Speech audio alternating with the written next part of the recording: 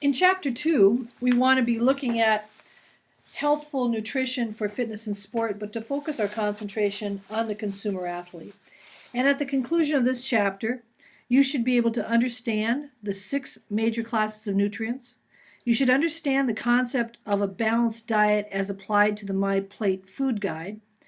You should understand how food labels work. You should understand the 12 guidelines for healthy eating.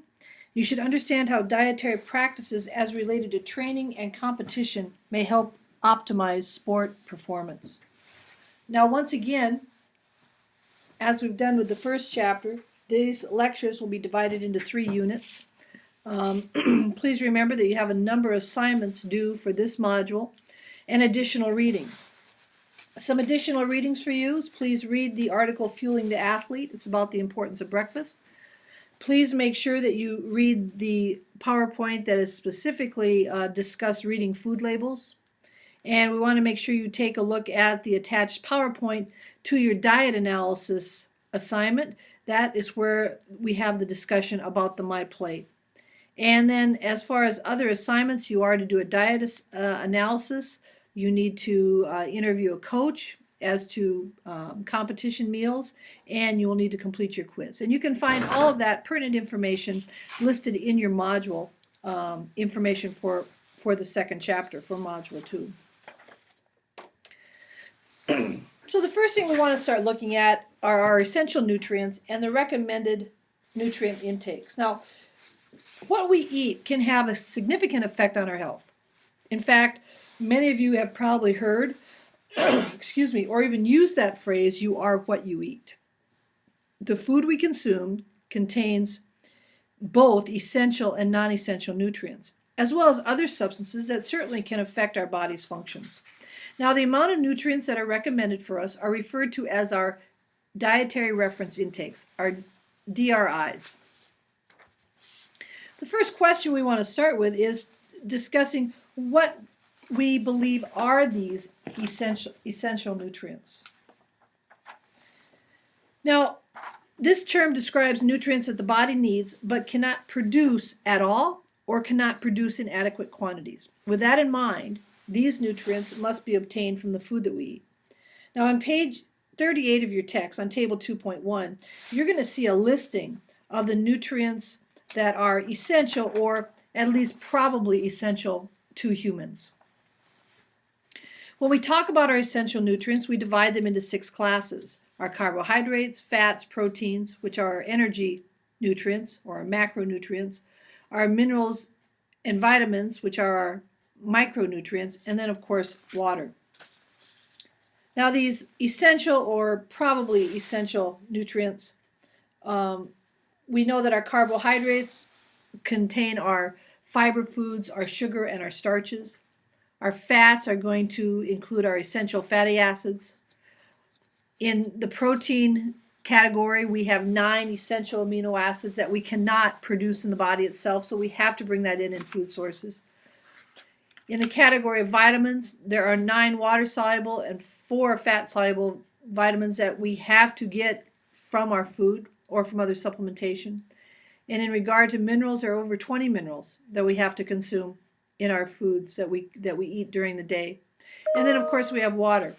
Water has to be done. We have to bring that into our body in order to get the benefits of our water consumption. When we talk about nutrients, we define them as either a macronutrient or a micronutrient. And that is basically these nutrients that we require in substantial amounts are our macronutrients. And when we talk about their need, quantitatively, we use the term grams. So carbohydrates, fat, water, and protein are always defined, their required intake is going to be defined in grams. Those nutrients that we do not need in such substantial amounts, we call those the micronutrients. And those are described from a quantitative standpoint in a milligram or a microgram quantity. Now let's look at these essential nutrients.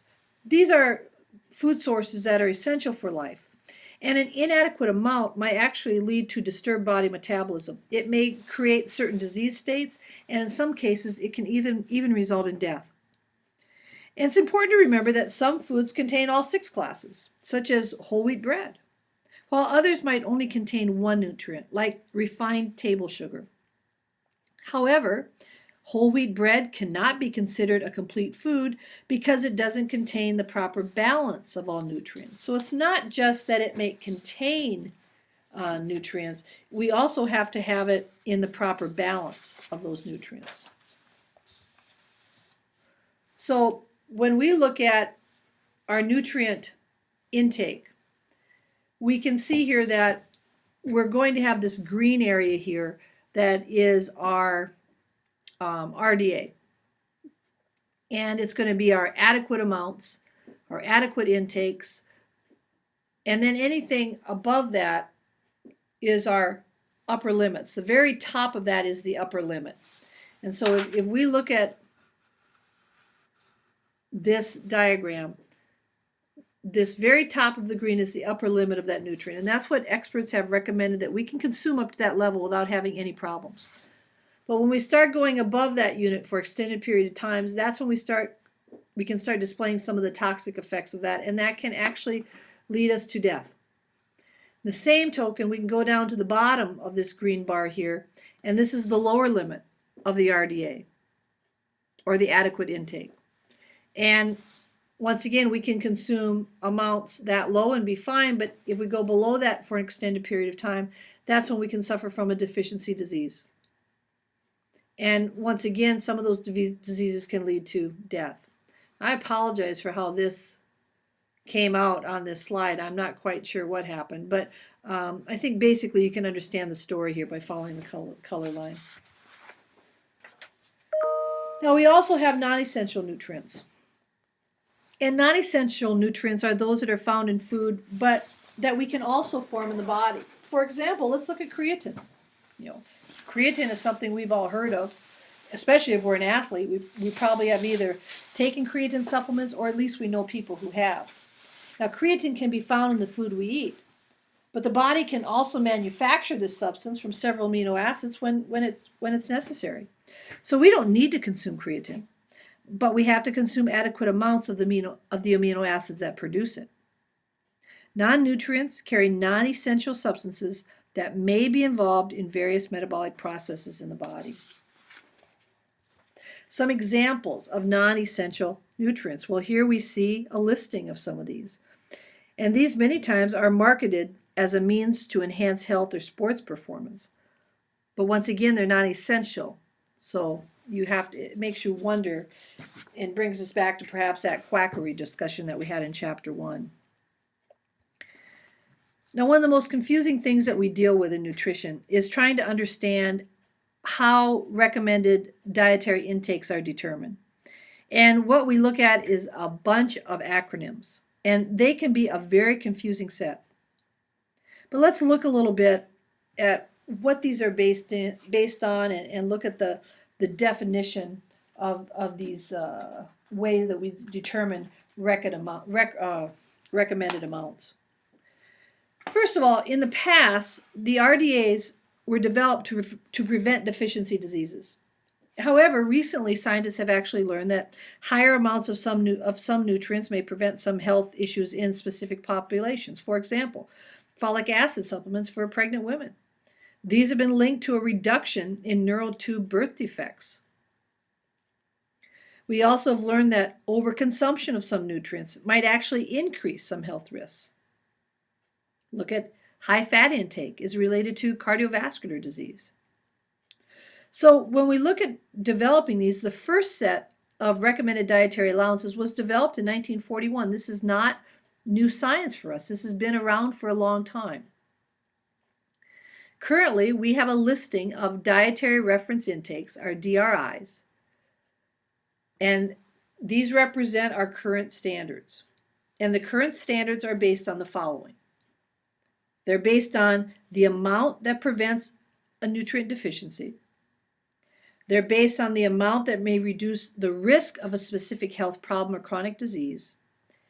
And they are based on an amount that might increase a health risk. So think about that chart we just looked at. We had our adequate intake, or our RDA, and then we had an upper level, that UL, tolerable intake, upper intake level. And so that kind of clears up some of those things. Now, based on this whole concept of DRIs, for Americans and Canadians, basically we developed these to replace and expand the RDAs. And it's important for us to understand that the DRI is just not a number. Rather, it's an umbrella term that consists of all of these different reference intakes. Now, we're going to talk about more of these in detail, but you can find basic definitions of these on chapter 40 of your text. So let's start tearing apart some of these acronyms. The first one we want to look at is our EAR, and I'm not talking about the one on your head. EAR, the acronym, stands for the Estimated Average Requirement. And it basically represents a nutrient intake that is estimated to meet the requirement of half of the healthy individuals in a population. So it's not everybody in a population, it's 50% of those. And we use this estimated average to help establish the RDA. So depending on the data, typically the RDA is some multiple of the EAR. And then when we go through that calculation, that allows us to provide adequate amounts to about 97 to 98% of the general population by the time we take this multiple and get the RDA. And that takes us to the RDA. Well, once again, we use the EAR to determine the RDA. Are you confused yet? I think I am. A lot of acronyms here. And where the EAR basically is data that deals with 50% of the population, experts then statistically multiply that to come up with this RDA. And that means that it's sufficient to meet the nutrient requirements of almost everybody. And I should reference this, of almost all healthy individuals in a population, 97 to 98%. And that's the guide that we use for individuals. Now, we can use the RDA to evaluate your intake of a specific nutrient. And in this course, really the term RDA is going to be used as a means to express nutritional adequacy. Now we have the AMDR, which is our acceptable macronutrient distribution range. Now, first of all, understand we're talking about macronutrients here. Our macronutrients are our carbohydrates, fats, proteins. They are our energy foods. And this is expressed as a percentage of our total energy intake. If our total energy intake is 100%, then we're going to take ranges of that and decide how much of that 100% should be carbohydrates, how much should be fat, and how much should be protein. But remember, I'm saying the 100% of the energy of those macronutrients. Now, this measurement, this range, has an upper and a lower level. And we can see it here. Our carbohydrate, our range, our AMDR is 45 to 65% of the total energy calories. Fat, 20 to 35%. Protein, 10 to 35%. And you can see there's an upper and there's a lower. Now our UL, or our tolerable upper intake level, we saw that in that diagram when we went right to the very top of the green. That was the UL. And that is the highest level of a daily nutrient intake that is likely to pose no health risks, no adverse health effects to most individuals. So we kind of consider it the maximum amount of the daily intake of some specific nutrient over a long-term basis. We don't worry about it on a single day. It's over the long term. And it's not intended to be a recommended intake. Rather, you need to consider it as the maximum of your daily intake for that specific nutrient. The EER, our estimated energy requirement. Well, this is the estimated amount of energy that you're going to need to sustain the requirements for your daily physical activity. And that takes us back to this distribution of our energy nutrients. Where do you fit in that range of carbohydrates between 45 and 65%? Where do you fit in fat? Where do you fit in protein? Well, that's dependent on how much energy that you need to sustain your daily physical activity. So how do we interpret this? And I'm sure you're going like, gosh, don't give me another acronym right now.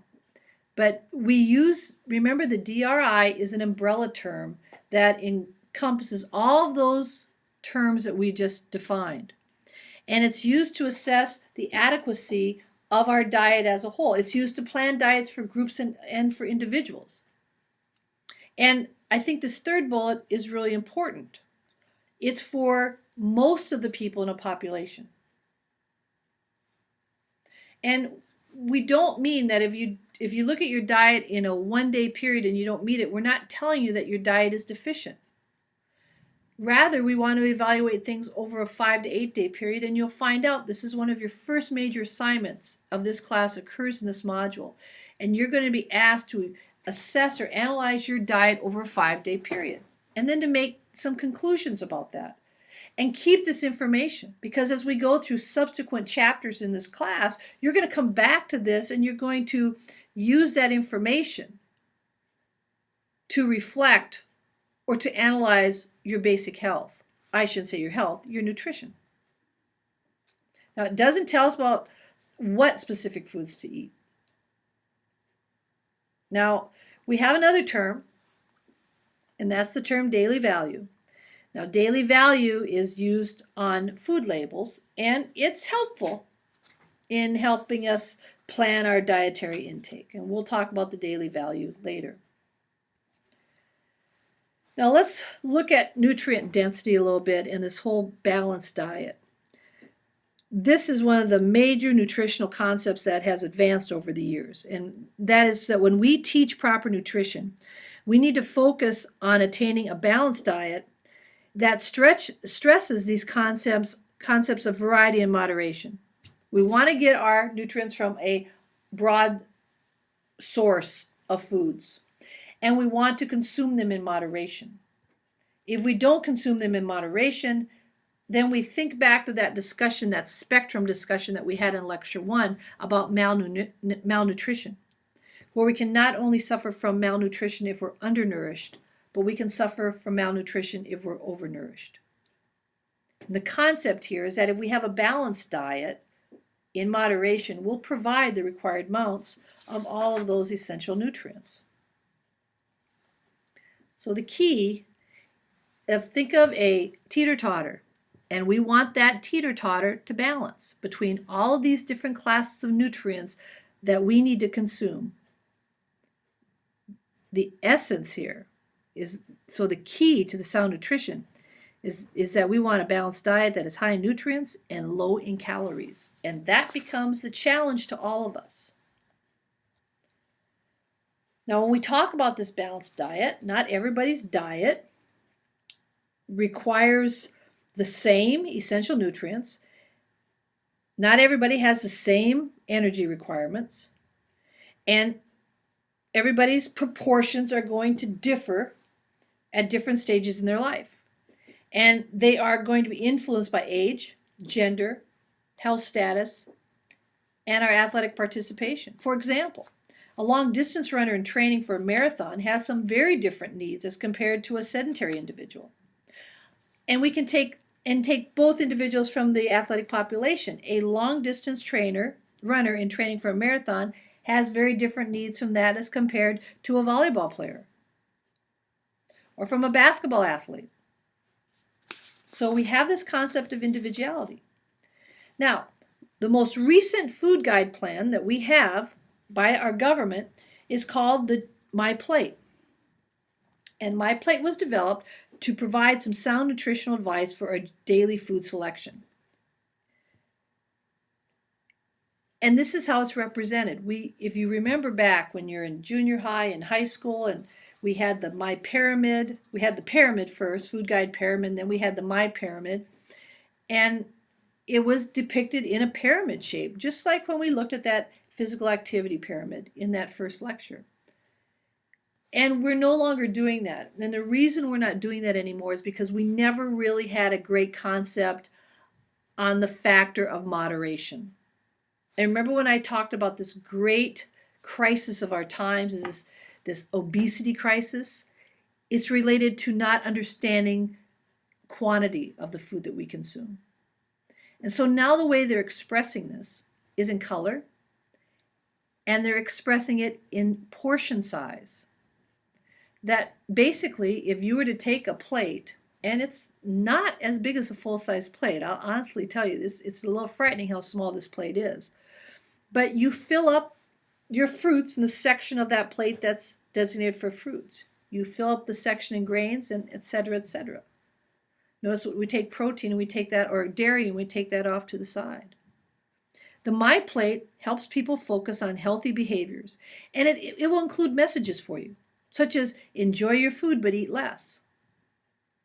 Now, this food guide is discussed in much more detail as attached to the principal activity for this module, and that's where we see that discussion.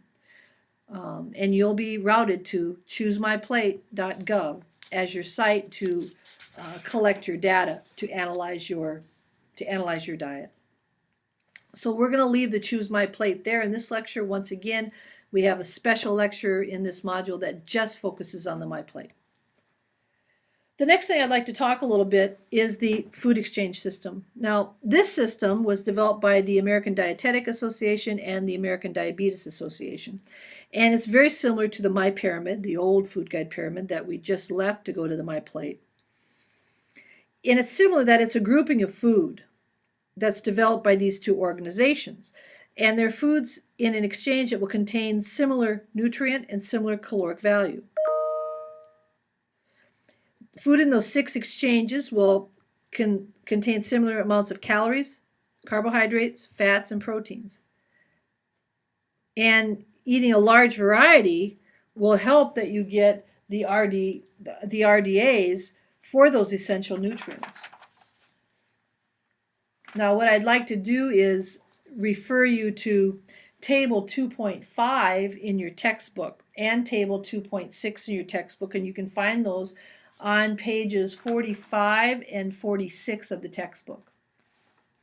And as you go down that, you can see kind of the composition that we're looking at. But if you look at Table 2.6, they'll have the nutrient, the source, and then they'll give you a food group and an exchange to get those nutrients. Now, we talked about that it's important for us to understand what nutrient density is. And nutrient density is a concept that is relative to the proportions of essential nutrients such as protein, vitamins, and minerals that are found in specific foods. If we basically state this concept, it tells us that food with a higher nutrient density possesses a significant amount of a specific nutrient or nutrients per serving as compared to its caloric content. And we call that quality calories. So let's look at this next illustration. And we have a soda, a sugared soft drink at 12 ounces, and we have 1 cup of non-fat milk or skim milk. And this representation or illustration compares the nutrient density of milk and the sweetened cola. And you can certainly see here that a glass of non-fat milk will make a significantly greater contribution to your nutrition than will the sugared soda. And you can simply look at the bar. All we're getting out of that soda are calories. There's no protein. There's no vitamins. There's no minerals. So I think we can see a lot of calories and no nutrients. We're getting energy calories, yes, which means we would get something from the carbohydrates, from the fat, and from the fat, primarily carbohydrates. But we're not getting any of the other nutrients, so it's not very dense, and it's many more calories. Another great example is to compare tuna and clams. Now, both of those are from the same group, and they provide a very practical example of a difference in density. If we looked at a 3-ounce can of tuna, is going to contain 118 calories, and it will contain 24 grams of protein, 0.8 milligrams of iron, and 3 ounces of tuna I'm talking about here now. If we look at 3 ounces of clams, that's going to contain 126 calories as compared to the 118 that the tuna had. It will have 22 grams of protein as compared to the 24 grams of protein in the tuna. But here's the big kicker. It will have 24 milligrams of iron as opposed to the 0.8 milligrams of iron in tuna. So when we look at the comparison, very close in calories, very close in protein, and excellent sources of protein. But clams become a better choice because we get that iron that we don't get in the tuna. Now, Yale University has developed an overall nutritional quality index, and that rates foods on a scale of 1 to 100 based on their content and health concerns. For example, broccoli will score 100, soda scores 1.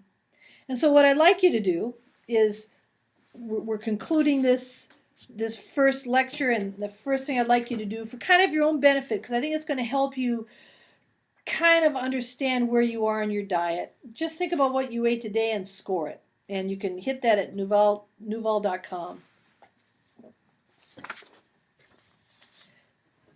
Now, will the use of the MyPlate food guide or the food exchange system guarantee you optimal nutrition? Well, nothing's perfect. But using a system like that is certainly much better than to simply go through your nutritional concerns aimlessly, just guessing what you should or should not eat. And I think what you're going to find out is a lot of you are going to think, my diet is great. I am eating a very nutritious diet. And when we go through this 5-day analysis, you might learn some very interesting things about yourself, because you are just kind of shooting at a very large target. You're not focusing.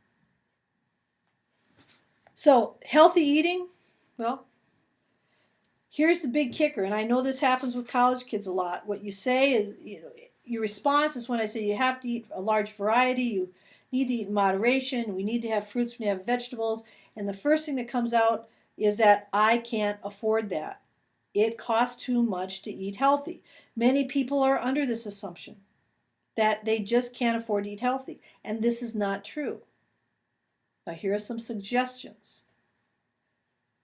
Energy-dense foods. Well, you're right. $1.76 for 1,000 calories as opposed to almost 20 coming from our healthier foods. And now you're saying, like, what are you talking about, Diane? You just told me I could afford this. Well, yeah, but let's look at how we can reduce that cost. Let's try to bring down that $18 number down to something more affordable. Because remember what we're getting for the $1.76. We're getting that 20-ounce bottle of soda. That's what you're getting many times. And granted, I know that doesn't have 1,000 calories, but we're really not getting nutrient density there. We're simply getting calories, empty calories. So how can I reduce that cost? Well, choose your fruits and vegetables that are seasonal. Don't buy things when they're out of season. That's when you're paying the premium. And be a smart shopper. Be an informed consumer. Clip labels. Read what specials they are running, whether they're running it on fresh chicken, on fish. Sometimes we can buy big portions of chicken, and then we can break it down to smaller packages and we can freeze it. Sometimes the most inexpensive way to get your chicken is to buy the whole chicken and simply cut it up yourself. We can do the same thing with fish. Purchase some of our whole grain products in bulk. And here's how we can get vegetables in our diet. We all know that, yes, fresh vegetables from a nutrient standpoint have probably a better content of vitamins and minerals. But vegetables are vegetables, and they're still good for us. And so buy bags of frozen vegetables. They're cheaper, and there's much less spoilage. And that becomes the kicker for us when we start buying fresh vegetables. We end up throwing too many of them away. So Can you eat healthy? Can you afford it? Yes, you can. You just have to make some wise choices. Now, when we come back, we're going to look again at our prudent recommendations. And you should guess it. Anytime we're going to talk about something twice, this must be important for us. So we'll talk about it in a little bit more detail in the second part of this discussion in chapter 2.